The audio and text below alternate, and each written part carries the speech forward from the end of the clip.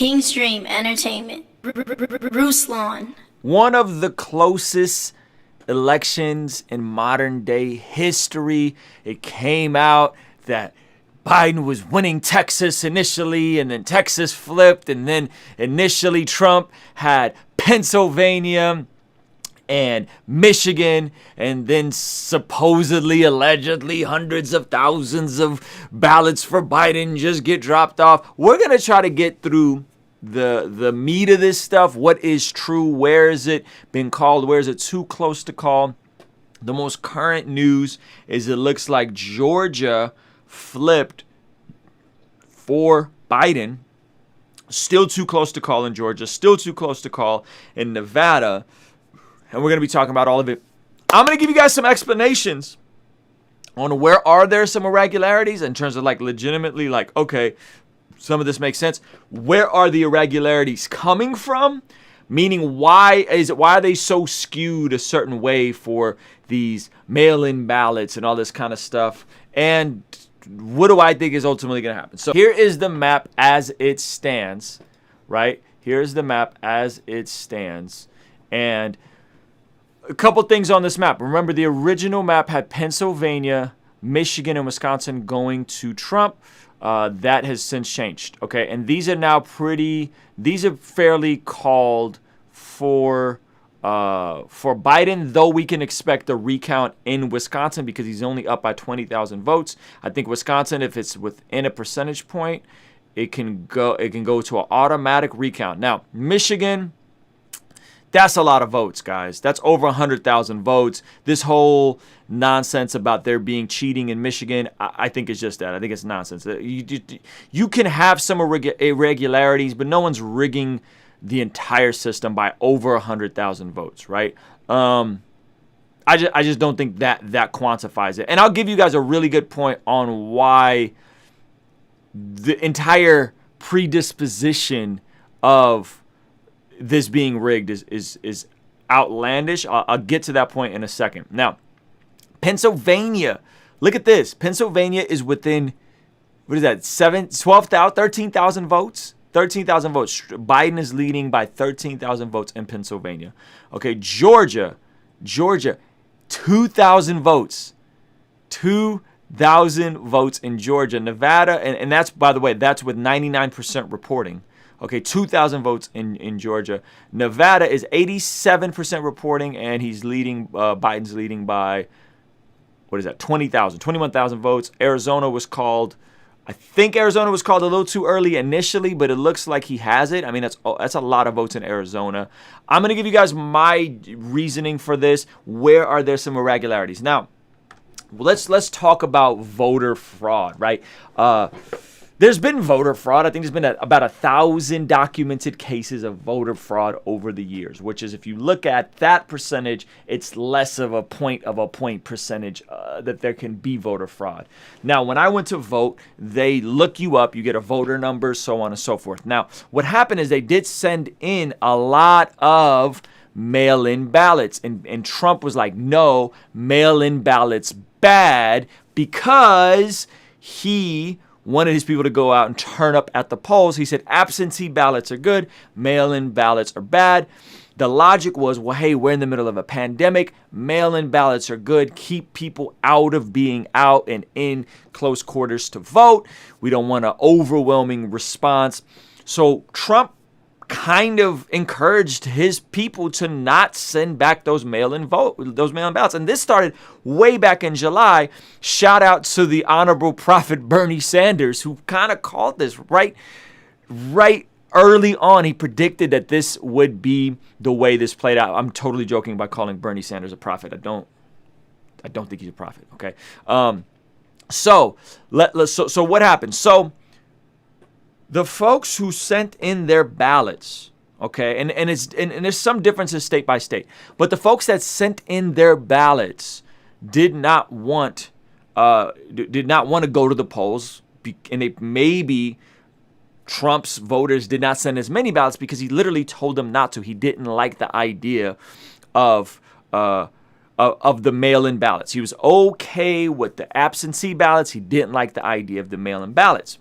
Okay, so you got these two different perspectives, two different paradigms. I'm not saying either is right or wrong. I went and physically voted, but then I looked at my wife and she had my mail-in ballot and her mail-in ballot. Now I wonder if we would have tried to submit my mail-in ballot a second time, what would have happened? That would have been an interesting thing, right? So he didn't like the idea of mail-in ballots.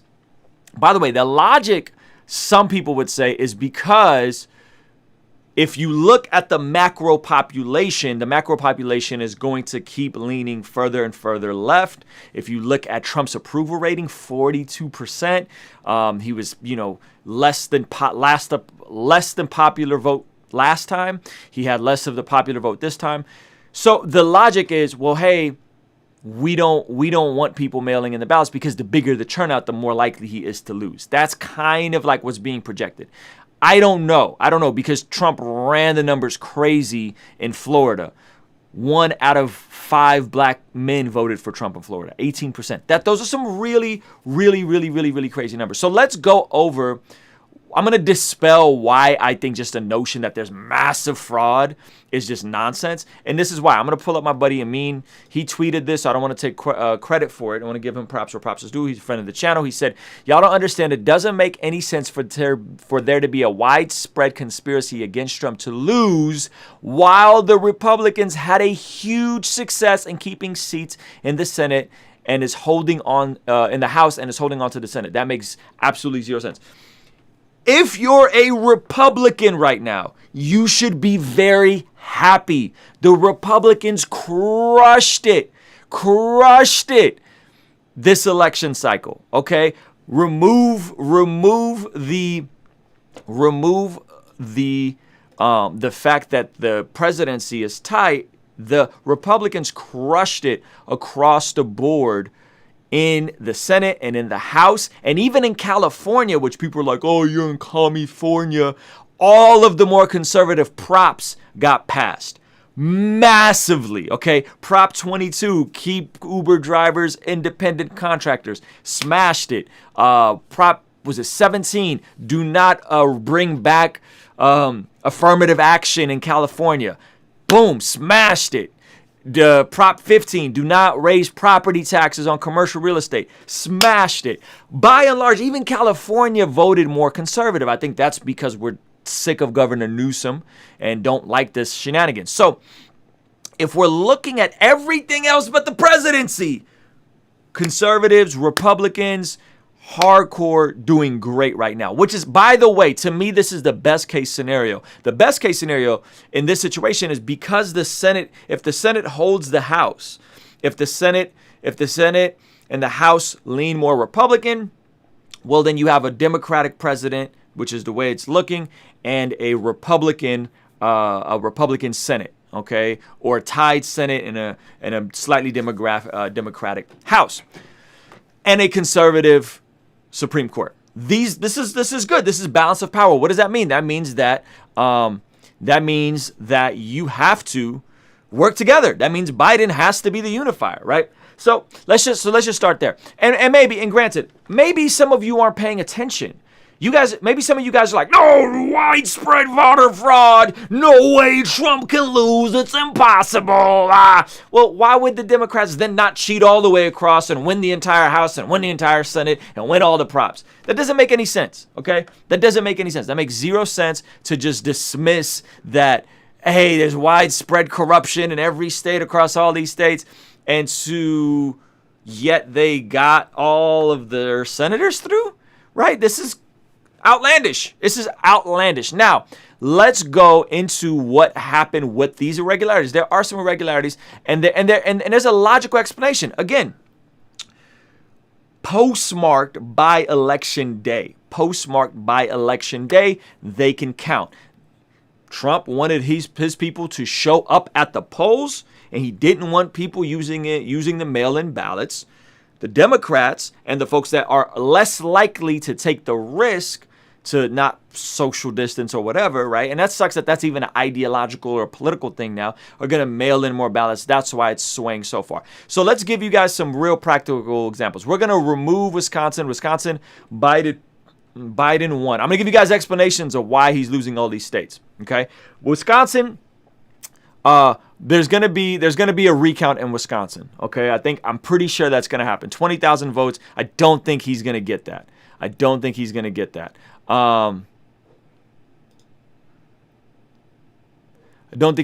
Michigan, he's up by over 100,000 votes. Over 100,000 votes. Remember, Michigan, Grand Rapids, right? That's a big city. Not as big as Detroit. Okay, Detroit is a big city. Okay, so now Pennsylvania had their own Supreme Court ruling that mail-in ballots can count, and I think they can be postmarked. This one is really close to call. I can't call it. Now, everybody's wondering how Georgia flipped. Okay, and Georgia's 2,000 votes. This is really close. It's 99%. Some of you guys may not remember a couple years ago, there was a degree and a ton of reporting of voter suppression by Republicans so that they can get one of the, I believe the governor got through in Georgia. Okay. What does that mean? Well, that means that a lot of people were pissed off. A lot of black voters, a lot of people in the cities, the Democratic voters were pissed off that there appeared to be, I'm not saying there was, allegedly there appeared to be Republican voter suppression 2 years ago.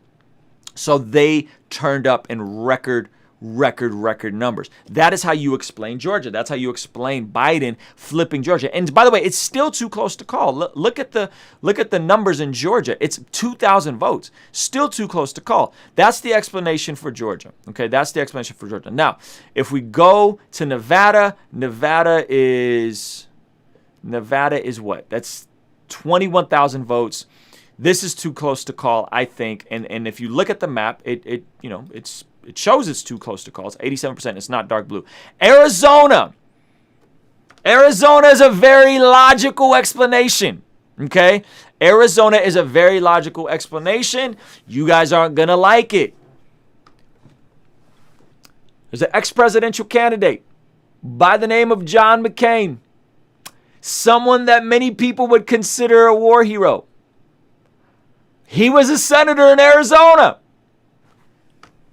Guess who repeatedly criticized him? Guess who repeatedly ran his name through the mud even when this man died not too long ago of cancer, I believe? Guess who didn't do any campaign events in Arizona? You guessed it. Donald J. Trump didn't do a single campaign event in Arizona, didn't go to Arizona, didn't want to go to Arizona. John McCain, rest in peace, American hero, Republican, by the way, Republican, and he disrespected him, repeatedly insulted him. Okay, so Arizona going blue is not that crazy. Again, it's really close to call, but it looks like Arizona is going to stand. Remember, Arizona got Tucson. Arizona got the Phoenix area, right? Major city. Where do you think all of us folks from California that can't afford to live in California anymore are moving? We're moving to Arizona, silly.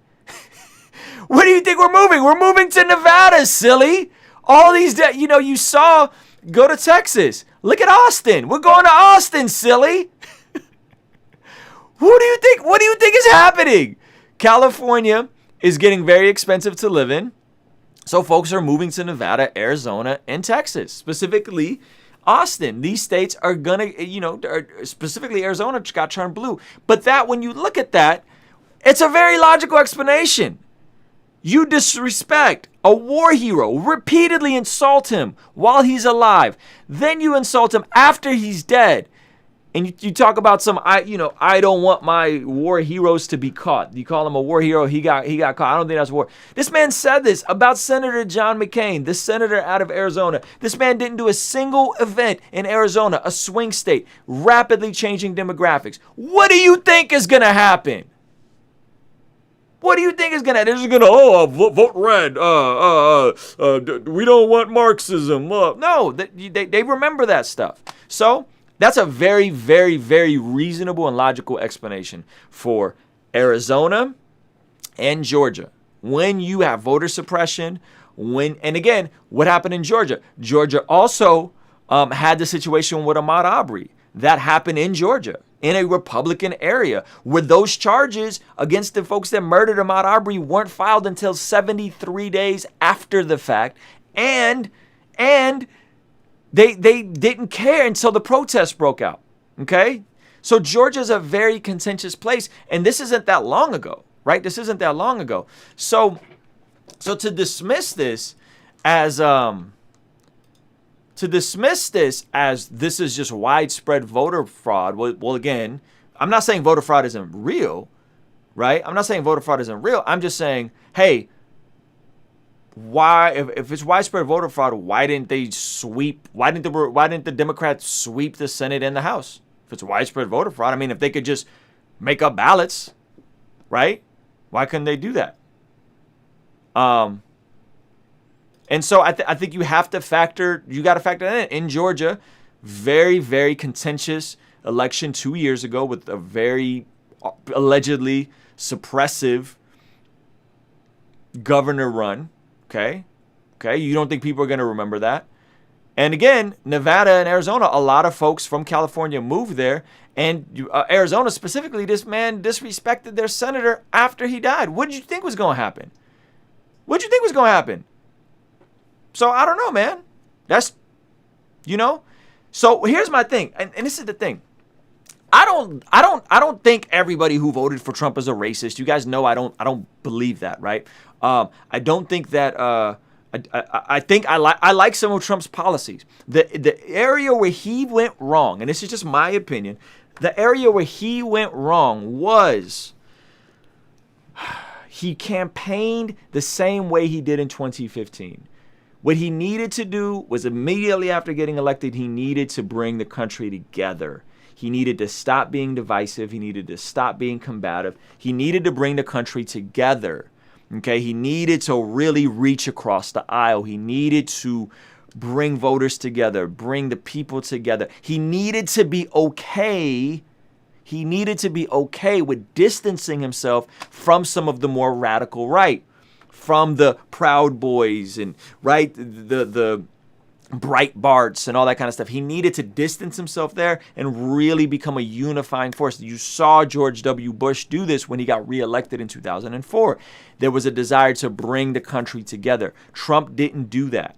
And I think that's why it costed him the election. He was, he didn't handle the civil unrest well after the George Floyd situation. He didn't handle Corona well. And the only thing he really got pushed through was a cut for corporations, on top of which he ran the deficit up and he added funding. Funding went up for Planned Parenthood under his watch. So you just alienated everybody. You literally alienated everybody. So I think it's a very logical explanation.